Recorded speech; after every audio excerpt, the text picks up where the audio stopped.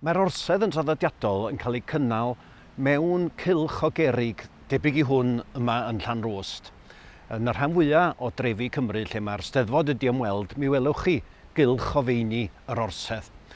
Mae'r orsedd ei hun yn atgoffa ni bod y diwylliant Cymraeg, barddoniaeth Gymraeg, yn mynd yn ôl yn llafar beth bynnag 3,000 o flynyddoedd yn ôl. Ac felly mae'n debyg dyna'r cyfnod pan oedd yna gylchoedd derwyddon fel hyn. Mae yna hen un uwchben Penman Mawr a sawl lle arall yng Nghymru ag Ynysoedd Prydain. Felly mae'r orsedd yn atgoffa ni mor hen ydy traddodiad barddoniaeth Gymraeg.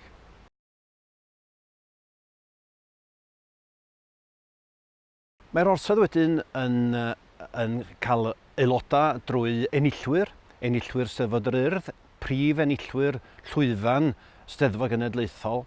Mi all rhai pobl sefyll arholiad i ddod yn aelod o'r orsedd, arholiad cerddoriaeth neu arholiad llenyddiaeth.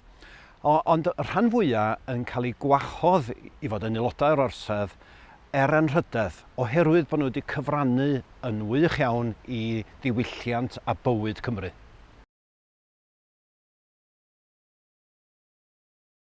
Archdderwydd yn cyflwyno prif seremonia yr orsedd. Mae yna 6 seremoni mewn blwyddyn, 2 seremoni lle mae gwobrwyo yn digwydd ar lwyfan yr Eisteddfod. Ennill cadair, neu goron, neu medal ryddiaeth. Ac yna mae yna 2 seremoni yn ystod yr orsedd wrth y cylch. Mae rheini yn derbyn aelodau newydd yn bennaf. Ac yna unwaith y flwyddyn mae yna seremoni cyhoeddi'r Eisteddfod fydd yn digwydd mewn blwyddyn. Ac felly gwaith yr archdderwydd di arwain y seremonia yna.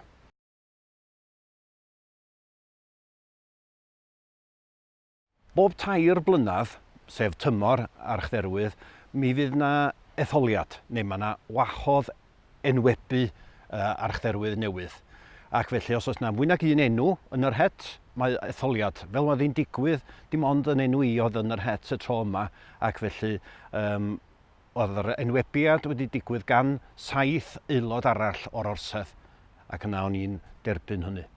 Dwi'n edrych ymlaen yn arw iawn at, mae o'n waith llawen iawn, mae o'n waith braf iawn. Da ni'n llongyfarch enillwyr, da ni yn anrhydeddu rhai sydd wedi gwneud cyfraniad da i fywyd Cymru. Felly mae o'n waith llawen. Mae cael dechrau ar y gwaith yma yn Llanrwst, yn rhe enedigol i, yn bleser mawr hefyd. Mae dymuniadau da wedi dod o bob cwr ac edrych ymlaen mawr yma yn Nyffryn Conwy hefyd. Felly ydw, dwi'n edrych ymlaen. Mae'n mynd i fod yn challenge hefyd oherwydd mae'r archdderwydd yn cynrychioli y diwylliant Cymraeg. Ac os oes yna bwysau ar y diwylliant hwnnw, wel mae'n rhaid i'r archdderwydd godi i lais ar ran y diwylliant hwnnw weithiau hefyd.